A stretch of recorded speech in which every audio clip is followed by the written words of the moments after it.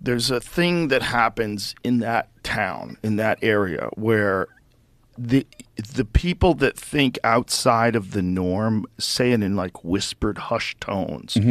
There's a certain ideology that's attached to that city, and it's not logical. It's a kooky, wacky, completely insulated left-wing view of the world, and they enforce it with an iron fist. And if you're not on that team, you don't get booked for things. You don't get picked for things. If you're someone who has conservative leanings, or you talk about, there's projects you're never going to get. You're never going to be involved with. People will, they'll malign you and without knowing you at all, be openly prejudiced about you.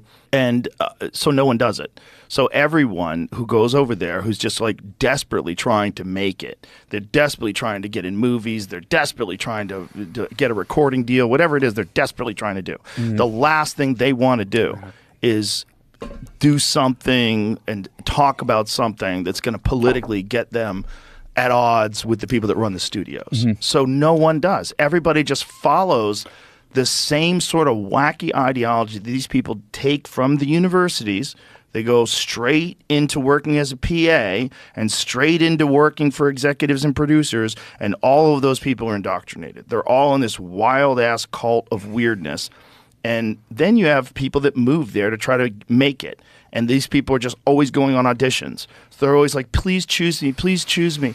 And no, they didn't choose me. And so you're trying to be friends with the people who choose people. You're trying to get them into parties, trying to introduce them to other people. You're trying to be around other famous people. Getting anxiety. So this person's been chosen. I got to be around the chosen person. We're going to go to the chosen person's party. Maybe we can get chosen. And so you get this like overwhelming anxiety that fills the fucking city. Yeah. And then now you have TikTokers and influencers and all these people that are just trying to do anything to get famous. Yeah.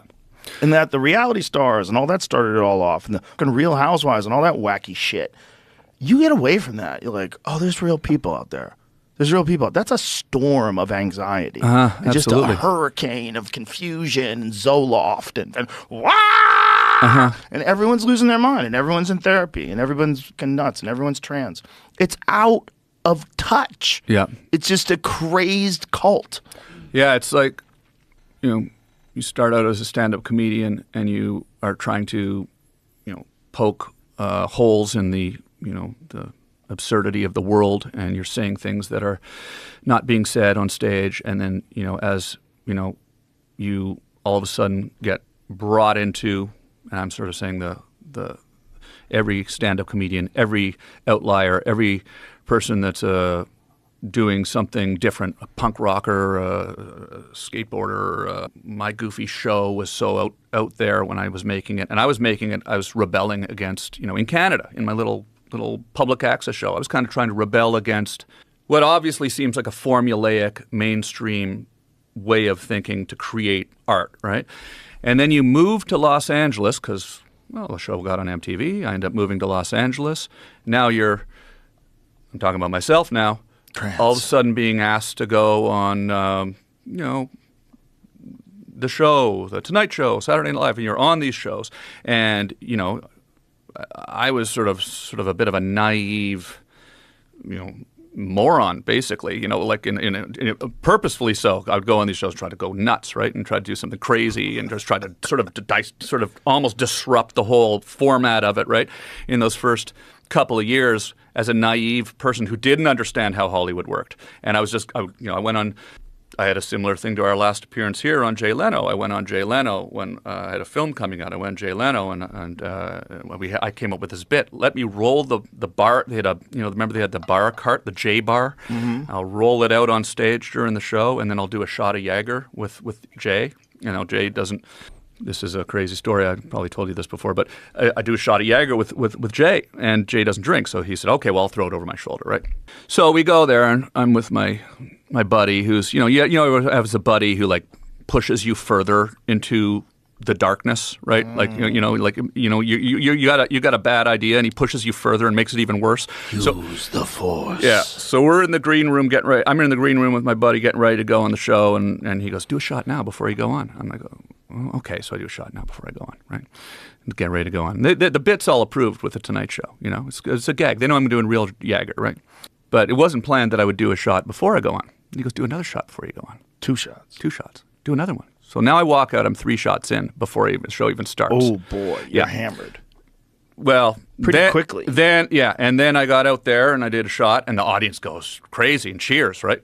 And so then I do another shot, and so I end up doing way too many shots, and it kind of ended up very similarly to our last conversation here, and it was actually pretty hilarious. It was one of those things where, it did get out of control. The next day, there was the New York Post. It had my picture and it said "dead drunk." It was just like one of those things.